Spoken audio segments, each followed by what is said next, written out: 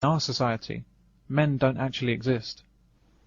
Men simply do not exist as a group, except where they do something bad. A man from Armagh has been given a life sentence. A man's been found guilty at the Old Bailey. The man charged with the brutal murder of... A man's been charged with murdering... The same man could be responsible for 2 double murders. 5 to 6 men would rape us for hours. All the suspects are male.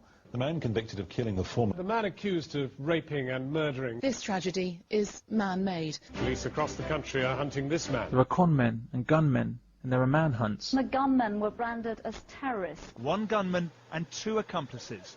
But when men do good things, or brave things, as they overwhelmingly do day in, day out, or when men are the victims of tragedies, then suddenly the word men disappears into some kind of unmentionable abyss. A Canadian submarine with 57 on board drifts in heavy seas. Royal Navy and RAF assets. Just tell us about the number of people on board. There's 57 crew. There was 9 personnel who reported smoke inhalation. 2 of concern, but none of them require a medevac from the submarine. To reach 13 coal miners who were trapped after an explosion in West Virginia. We believe the individuals might be located.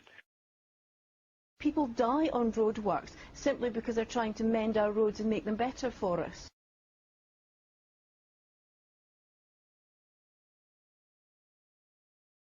People were desperate to feed themselves and their families. The workforce were ruthlessly exploited. 112 of them died.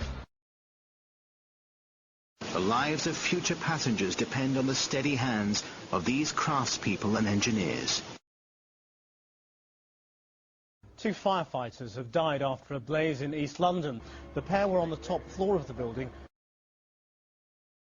4 RAF crew are feared dead. None of the crew members have been found. 5 soldiers were killed. 4 bodies have been found near. Contact with the crew was lost. 5 members of the regiment were killed. 3 US soldiers died there today, but 9 others have been killed. The soldier was airlifted to Baghdad for treatment.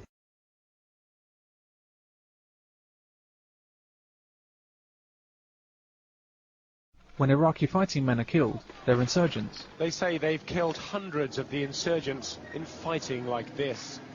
When they kidnap a woman, they're men. Mrs. Hassan was kidnapped by armed men who stopped her car. The deaths of men are deliberately suppressed behind their job titles and gender-neutral labels. Men are reduced from human beings to human doings.